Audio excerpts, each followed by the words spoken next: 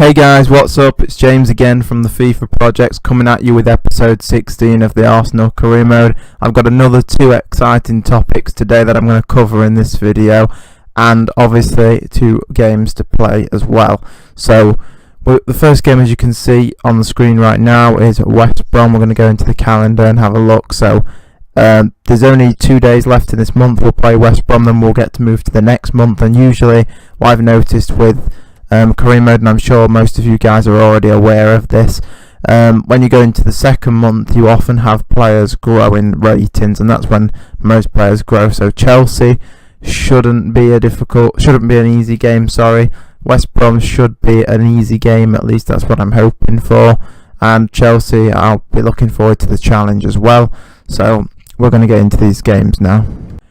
Just before we do hop into this game, just looking at the table, I'm feeling very confident about our position and where we are. Even though it doesn't seem like we're too far ahead, I feel like the way we're going, we're just going to keep pushing the pace, keep getting better, and I don't think other teams are going to be able to keep up with us. I mean, just look at the dribbling of that's an incredible save, but the dribbling from Mahrez there's not really any other team we're coming up against that is got that quality that I think we have in this team. So I'm happy with that. To go on to the topic that just came into my head right now was actually the position at Arsenal. I forget the manager's name, but he managed PSG. I know he managed Seville. I think that's how you pronounce the Spanish club, Seville. And he may have managed Valencia and a few other teams, maybe Moscow. I think he managed. I can't remember, off the top of my head, but I believe that's correct. And he is potentially going to be the next Arsenal manager, from what I'm hearing. I know Pellegrini is going to be the West Ham manager. That's official now, which I think is amazing for them, because West Ham have got some really good players. When you look at the West Ham team, they really do have a great squad. And that season, I don't think it was last season, I think it was the season before, when they had Payet, and they was very close to the top four, the sort of like top six, and I think that's where West Ham should actually be. I think that's fair for them with the team that they have. And Pellegrini, I think he win the league with City? Let me know in the comments, guys, if Pellegrini won the league with City. I know if he didn't, he came fairly close. I know Mancini won it. That was, guys, if you've never seen this video, you have to type it in. Go on YouTube and type in Aguero with loads of O's at the end. A goal against QPR, and it's the final day of the season. I remember watching this live with my family, and it was the final day of the season. United was winning 1-0. They just finished their game, and City had to score 2 goals in about 4 minutes to win the title. So it was pretty obvious to everyone that Manchester United had won the title that season and City wouldn't. And then they went on and scored 2 goals, and it was one of the best days in football history, actually, that was. So I'd encourage you guys to go and watch that. I think you'll enjoy it, and it's good fun to watch little clips like that, old clips of things that have happened.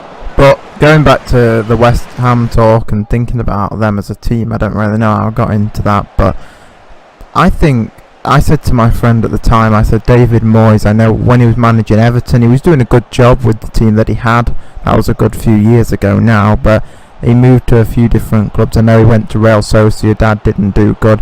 And I think for him, and I said this to my friend, if he doesn't succeed with West Ham, I don't think he's going to be managing any teams, in the next 5 or 10 years that are really good teams. I don't see that happening anymore. I think he's going to have to go down and manage someone that's not great. I don't think his resume is very good anymore, but I think because of his experience, he can build that back up and become a great manager again. So we got the 2-0 win, I believe it was then. Fairly simple game, honestly, away at West Brom. Very comfortable match for us there, and played really well. And also thinking about West Ham and what they're doing, I think one of their best players, honestly, other than Lanzini, is Andy Carroll. Andy Carroll is an incredible player. And other than his injuries and things like that, if you look at his career when he's not had injuries, I mean, he didn't do very well at Liverpool, but Liverpool should never be signing players like Benteke, like Balotelli, like Andy Carroll, because I'm a Liverpool fan, if you guys don't know that. and they're not players you want to be signing in a team where the way that you score goals is sprinting and just all out attack all the time with Salah, Mane, Firmino. That's the way Liverpool should play, not trying to sign a guy that wants to head the ball. But Andy Carroll's a very good player. You know, minus his injuries, he's definitely a very, very good player. So, as you guys know by now, I've talked about in numerous different episodes that the World Cup mode is going to be on the Tuesday, and I'm going to definitely be playing it, so there will be a video out. Hopefully I'm going to get one up on the Tuesday. In fact, now I'm going to commit right now. I'm going to promise you guys that I will have one up on Tuesday, whatever it takes for me to get that up, whether I have to stay up late or whatever. I'm going to promise that there will be a World Cup episode up on Tuesday. I can't promise gameplay. I'm going to try my best to get some gameplay, but obviously I'm going to have to open some packs and do some things like that, so it might just be a pack opening, and then the Thursday might be a gameplay, so I'm not 100% sure yet. Let me know in the comments, or what I could do, and this again, I need you guys to let me know what you want. I could make a longer episode and make it a pack opening and some gameplay in there, even if it's just one game, so we'll see. But my thoughts on it is, why, and I think this is quite a good idea, I think it was this morning I was thinking about this, why don't they do something with career mode? Because in career mode they have the international matches and they have the World Cup. I guess if you spend so much time, I think you can get to the World Cup in it, but it's not really doing anything. What they could do is have, and what I think they should do is have 1 year where they make a career mode add-on, and you never know, that there's a chance that could happen this year, where you get to be a team in the World Cup and go all the way to the final. I think that would be really cool. And I would definitely play that. If I can just imagine the layout right now in my head. I'm quite a visual thinker, so I can imagine the layout and how they could set it all up with all the different teams, and that would make for so much more of an exciting career mode. And that's another thing in itself. I think my struggle with EA in general is I don't think they improve career mode as much as they should. I think I understand they're running a business, and at the end of the day, when they're running a business, they need to make money, they need to do that, but I think they've gone too much into it. I think they've stopped caring less about what we as fans want and more about what they can get through packs, basically, and any way to make money, which I don't think is the best scenario. I would prefer to help people and make less money than to make more money and have people that aren't as happy. So that's my take on it.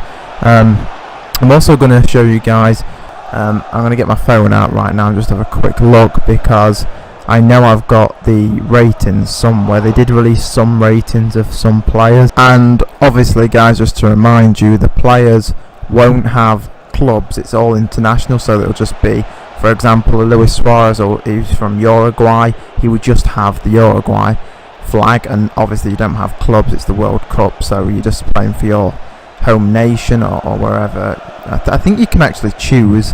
I think if you're from like that, if you have parents from a different descent, if you will, like say you've got an African mum but an English dad, I think you can actually choose, I believe anyway, whether you're English or African. I think that's the case.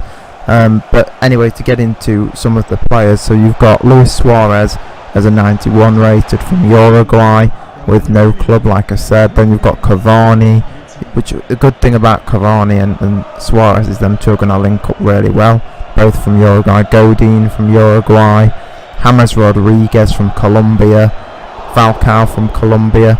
I'm just trying to get the nationalities right here, guys. I'm sure I'm right on most of these. I could be wrong. I'm not an expert on this, but I'm kind of guessing a little bit.